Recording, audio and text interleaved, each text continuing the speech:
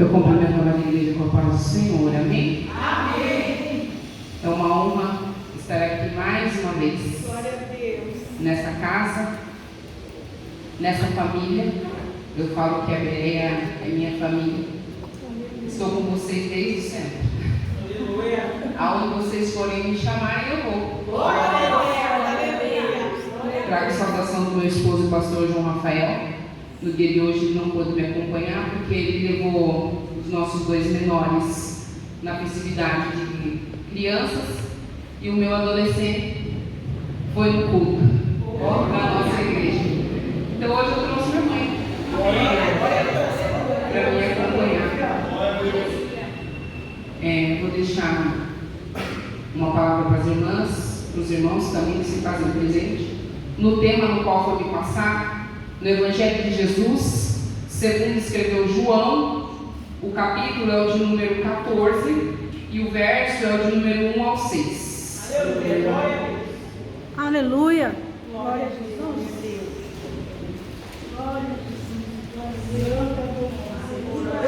Glória a Deus.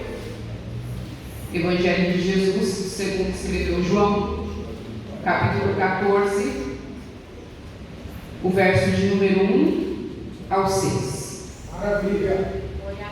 A palavra de Jesus diz assim: não se turbe o vosso coração. Credes em Deus, crede também em mim. Na casa de meu Pai há muitas moradas. Se assim não fora, eu vou teria dito, pois vou preparar-vos lugar. E quando eu for e vos preparar lugar, voltarei e vos receberei para mim mesmo, para que onde eu estou, estejais vós também. E vós sabeis o caminho para onde eu vou. Mas disse Tomé: Senhor, não sabemos para onde vais. Como saber o caminho? E respondeu Jesus: eu sou o caminho e a verdade e a vida. Ninguém vem ao Pai senão por mim. A igreja pode se assentar para o nome santo de Jesus. O Evangelho de Jesus relatado por João. Jesus Cristo, ele estava reunido com seus discípulos no cenáculo, na cidade de Jerusalém, na semana da Páscoa, mais precisamente em uma quinta-feira.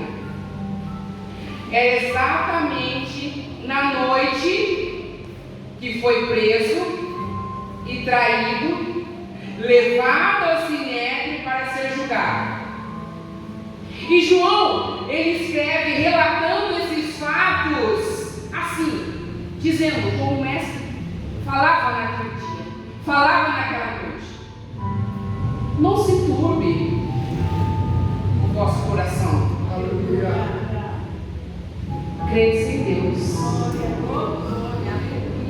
mas credes também em mim, porque na casa do meu Pai há muitas moradas. E se não for assim, por que eu estaria dizendo isso para vocês? Eu vou. Está chegando a hora, eu vou.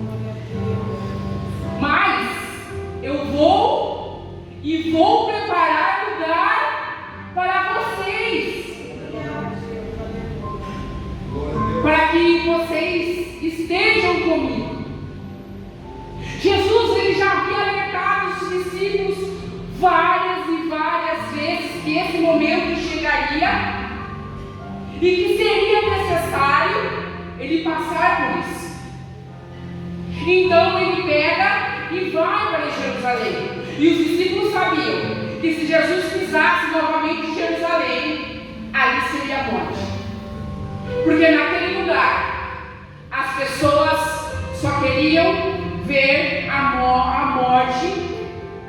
Jesus. Então eles tinham medo. Eles estavam preocupados, atormentados com o que poderia acontecer. Mas Jesus falou: vamos para Jerusalém. Jesus já havia alertado eles, conversado nas rodas, nos acampamentos, quando eles iam de cidade em cidade. Um dia eu vou. Vai ser necessário. Mas no terceiro dia eu ressuscitarei. Só que para os discípulos isso seria uma coisa muito longe, ia demorar demais. Talvez eles achassem que essa partida do mestre, do rabi, daquele que estava com eles, o amigo, o companheiro, o conselheiro, aquele que fazia maravilhas, milagres, seria na sua velhice.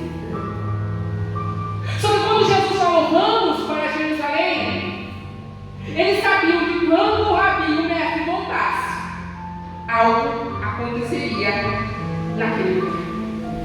E o coração deles estava extremamente abalado, porque quando eles sobem na Páscoa, o clima era pesado.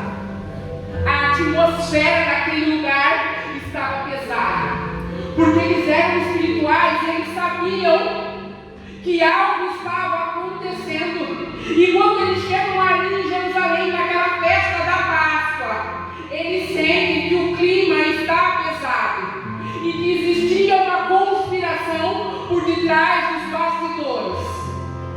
Por ser festa, por ser Páscoa, não poderia ser nada muito exposto, explícito, mas eles sentiam que por detrás dos bastidores algo estava acontecendo.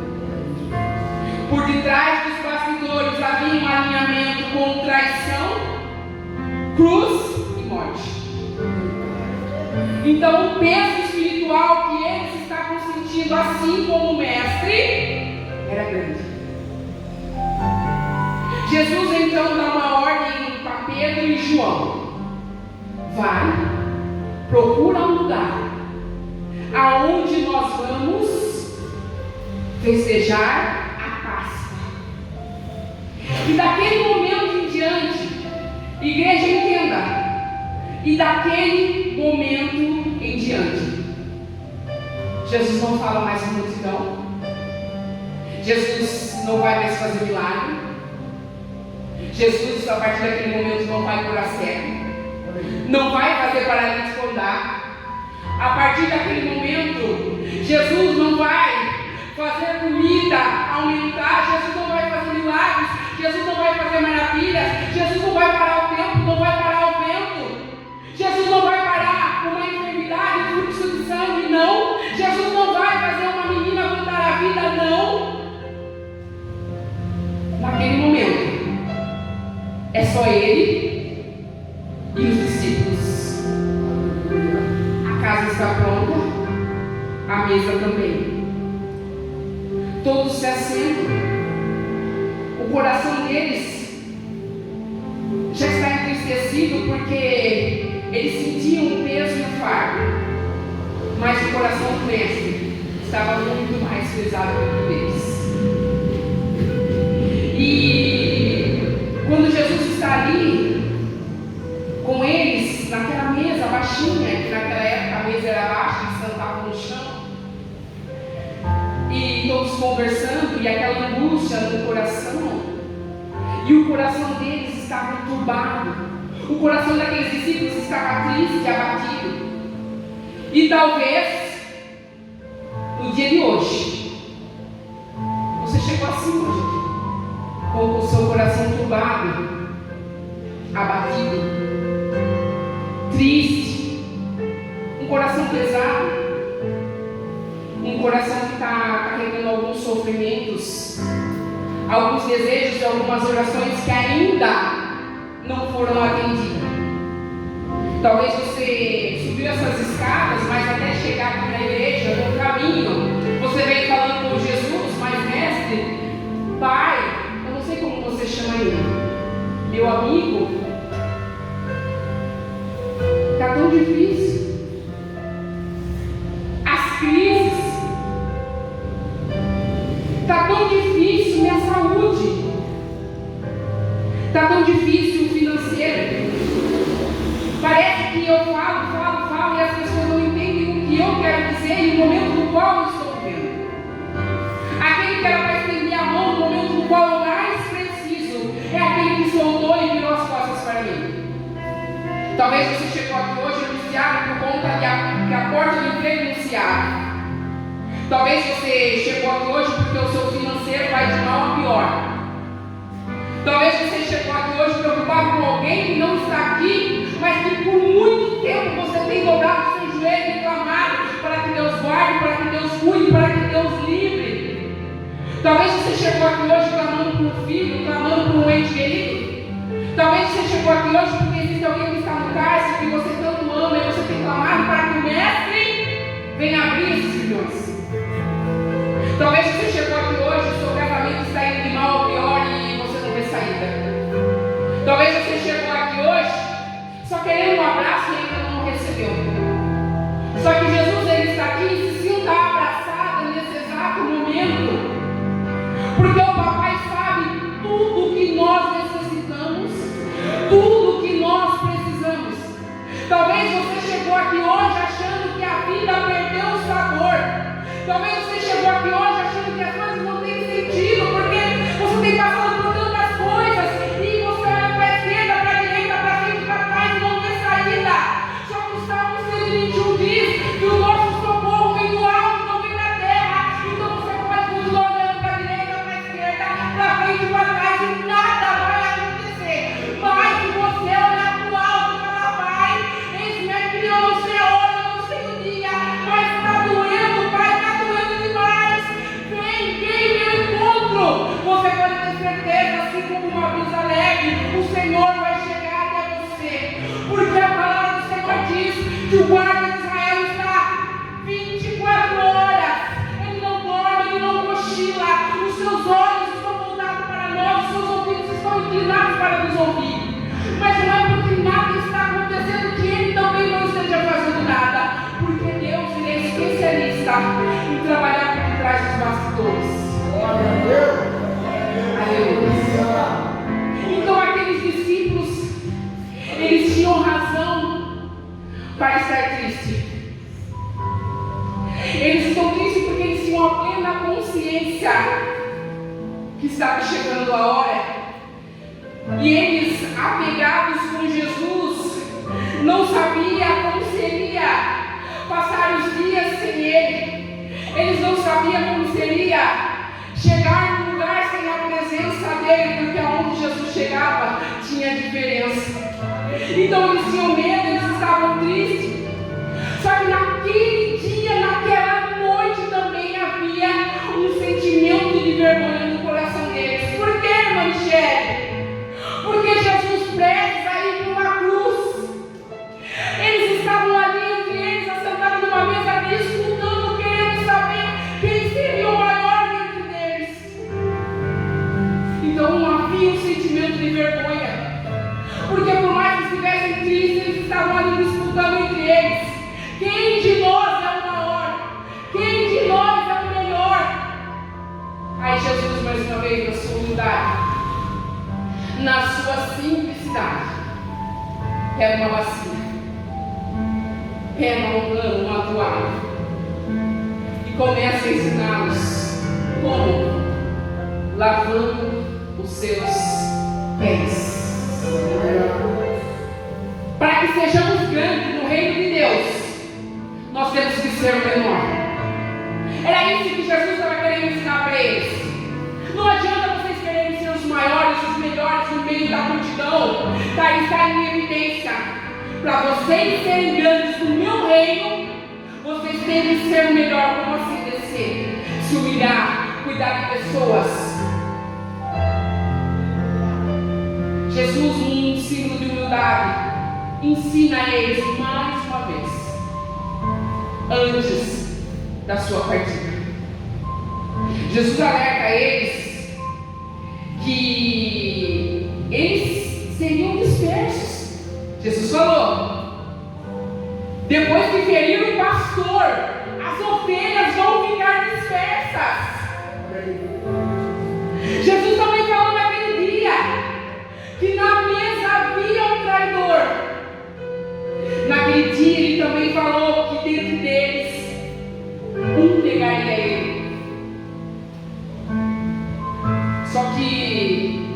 Ali eles não entenderam nada. Como? Quem vai trair você, mestre? Aquele que está com a mão dentro da rodija, ou seja, todos estavam. Aí Pedro, ele sempre foi muito eufórico. Eu nunca trairia o Senhor, eu daria minha vida por ti. Pedro, antes que o galo cante 3 vezes, você acha que me trair?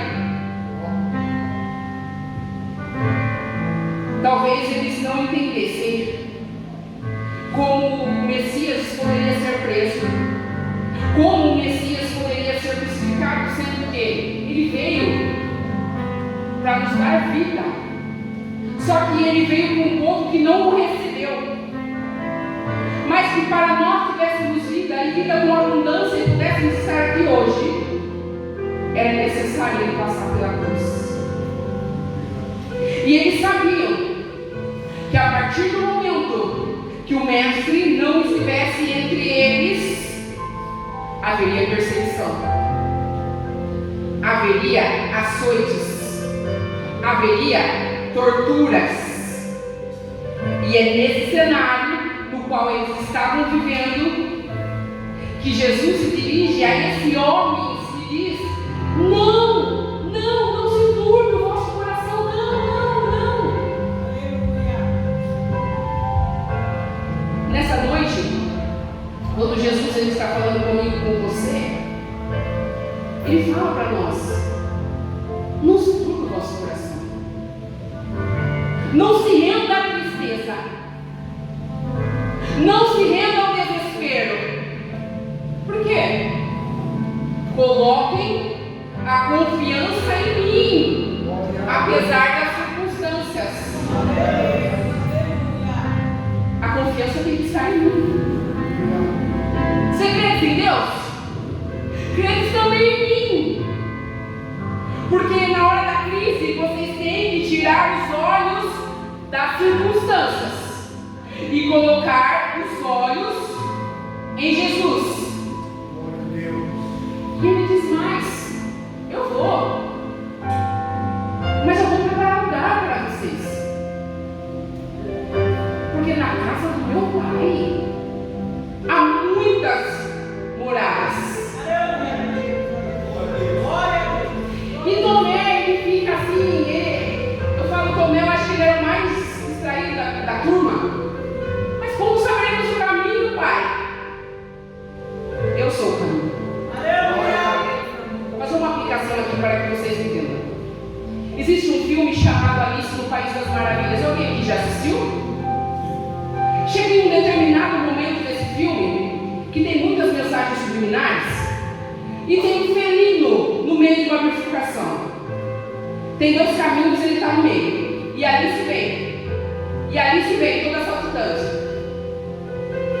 Senhor gato, por onde eu vou? Qual é o caminho certo a seguir? Aí o gato fala assim para Alice: mas aonde você quer chegar? Ela olha para o felino e fala assim: Senhor gato, eu não sei. Ele olha para ela e fala: se você não sabe para onde você está indo, qualquer caminho serve. Mas se você sabe o lugar para onde você está indo e aonde você quer chegar, não é qualquer caminho que você deve andar. Porque o Evangelho de Jesus, escrito por Mateus, diz que existem 2 caminhos. Um é largo, muito largo, e o outro é bem estreitinho.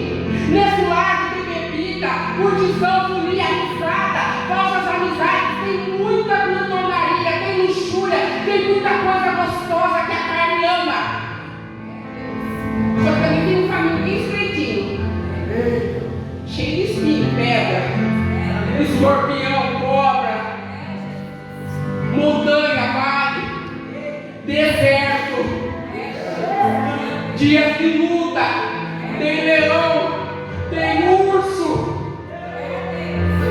tem tapinha na costa, tem traição, mas esse caminho estreito também tem Jesus.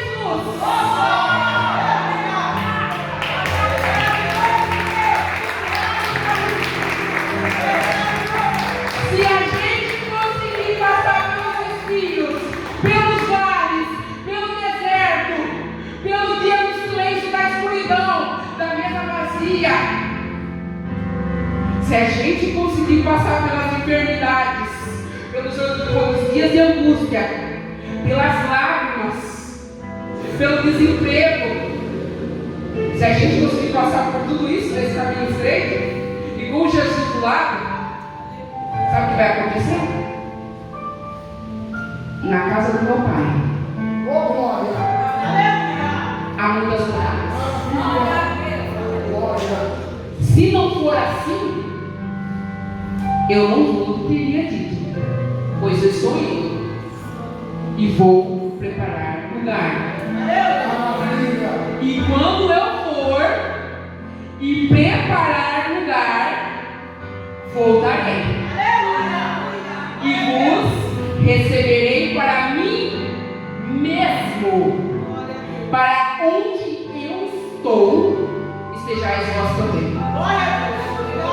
Vai valer a pena os dias de luta, vai valer a pena os dias de sofrimento, vai valer a pena as angústias, as traições, vai valer a pena o silêncio de Deus, vai valer a pena o deserto, vai valer a pena o urso, vai valer a pena o leão, vai valer a pena os escorpiões, as cobras, o falso abraço, vai valer a pena sim, porque um dia ele voltará.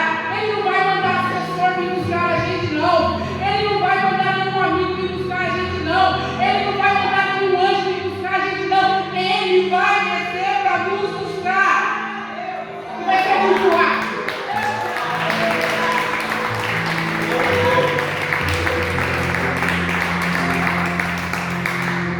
Um abrir e fechar de olhos.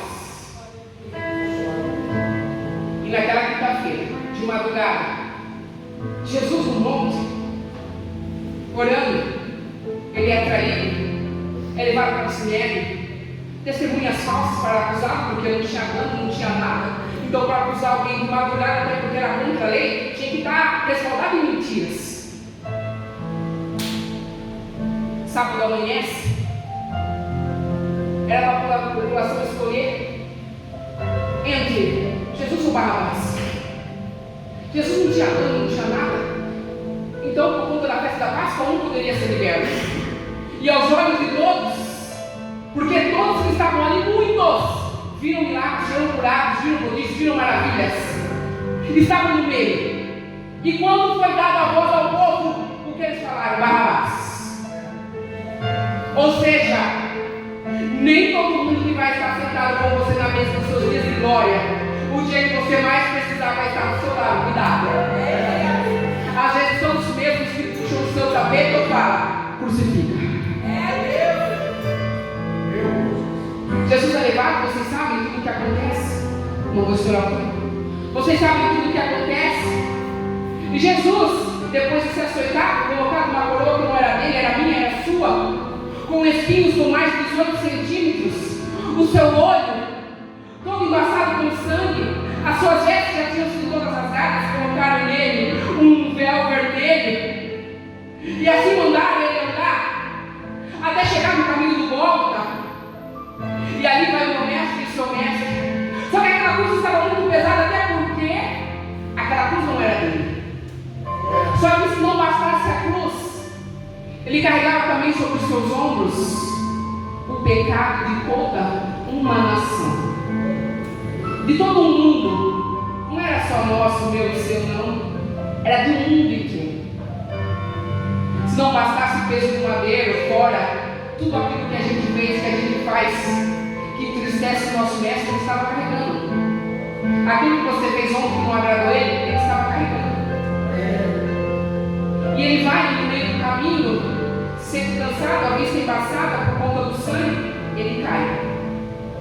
Só que sempre no meio do caminho o Senhor ele entra com a providência na minha e na sua vida. Sirineu estava ali, por ordem dos soldados, foi ordenado que ele ajudasse o mestre. E eu falo, que honra que ele teve de poder ajudar o meu Jesus no momento em que ele mais precisou. Porque aqueles que viram, que se assentaram à mesa, que tocaram a sua fé, a sua face, seguraram na sua mão, tiveram a honra de partilhar várias risadas com o mestre. Tiveram a honra de estar no barco no meio de uma tempestade. E através de uma única palavra, Deus não parasse calar aqueles que deveriam estar carregando aquela cruz. Porque falaram numa mesa que jamais cairia. Cadê?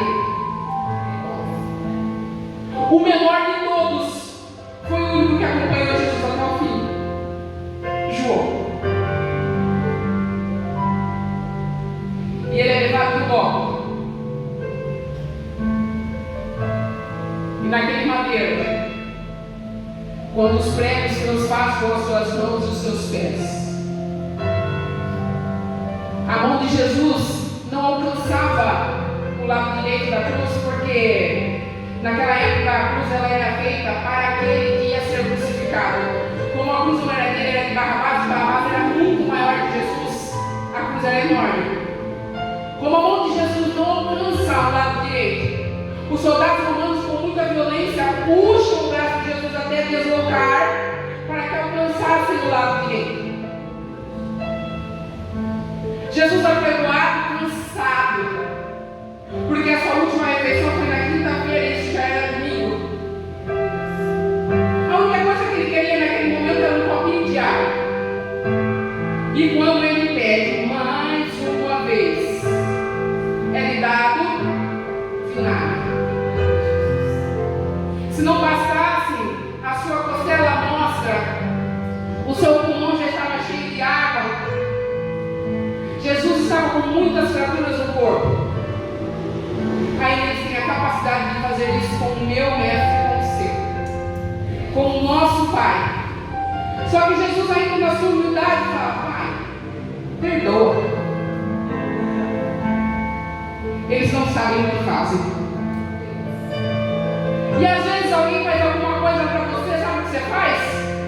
Aqui não tem, mas eu conheço. Tem gente que tem a capacidade de dobrar o joelho e pedir para Deus matar. Deus é esse.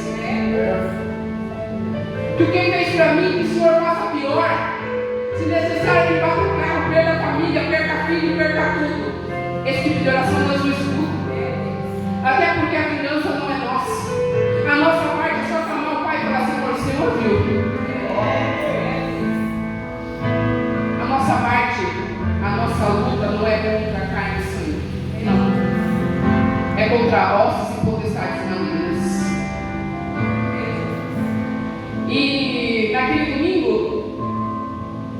às 3 horas da tarde, Jesus olha para o céu e diz: está consumado. E ele morre.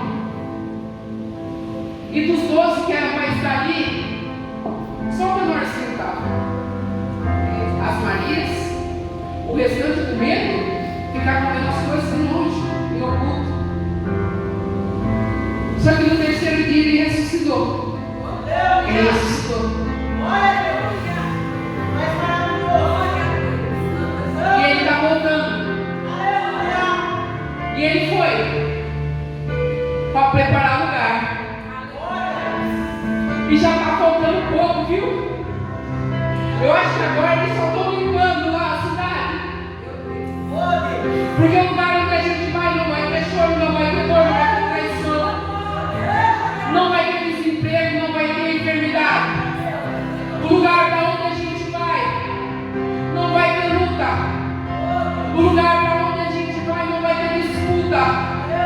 O lugar para onde a gente vai, todos vão ser igual. Não tem cargo, não tem hierarquia, todos vão chegar lá como filho. O lugar para onde a gente vai não vai ter pedófilo, não vai ter assassino. O lugar para onde a gente vai ter a minha morada e a sua morada. O lugar para onde a gente vai, as ruas são de ouro, os muros são de jaspe. O lugar para onde a gente vai ter uma mesa que a palavra do Senhor diz que ela vai ser tão grande que a gente vai olhar para o Ocidente e para o Oriente e não vai ver o final dessa mesa. E vai chegar um dia que todos nós vamos se assentar nela e vamos participar das bodas de Jesus. Não vai vai ser o pastor Paulo Lima que vai servir vocês. Não vai ser a irmã Michele que vai servir vocês. Não vai ser a irmã Cidinha que vai servir vocês. Não vai ser seu esposo, não vai ser seus filhos. Naquele dia estaremos sentados na mesa e vai chegar ele, aquele que teve as mãos transpassadas com pego com mais de 18 centímetros, nos servindo. Vai olhar nos nossos olhos e vai falar: valeu a pena, não valeu, pastor Paulo? Valeu a pena, não valeu tudo aquilo que você passou dentro daquele hospital, tudo aquilo que você passou com a Bereia, tudo aquilo que você passou com a sua casa? Valeu ou não valeu a pena? Por mais que muitos desacreditem, vale a pena. E o papai está vindo nos buscar em breve. Tem uma casa lá guardada para mim e para você. Eu não sei se a nossa casa vai ter número, mas eu sei que casa a gente vai ter. Porque a partir do momento que Jesus fala morada, é que é o lugar para nós repousarmos e vivermos. Igreja, eu termino por aqui. Se coloque de pé em nome do Senhor Jesus.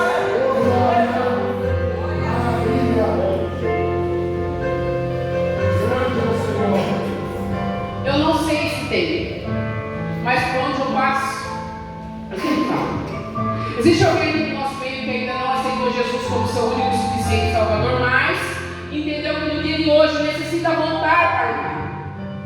Entendeu que você precisa saber qual é o caminho que você tem que andar. Não adianta ficar no meio, porque se você ficar no meio, você está fazendo a vontade do inimigo de nossas almas. Você tem que ter uma direção e saber para onde você vai. Se você ainda não aceitou Jesus, mas quer aceitar ele no dia de hoje, vem até a frente, o pastor Paulo vai estar orando por você. Agora, se você quiser reconciliar com Jesus, porque por algum momento você quis dar uma volta no caminho largo, mas hoje você entende que a sua vida só vai ter sentido a partir do momento que você estiver no caminho estreito, também vem até a frente, estaremos orando por você e o nome do Senhor vai ser glorificado. Agora, se não existe ninguém, eu já agradeço a minha rica oportunidade e essa honra que é estar mais uma vez ministrando a palavra do Senhor Jesus.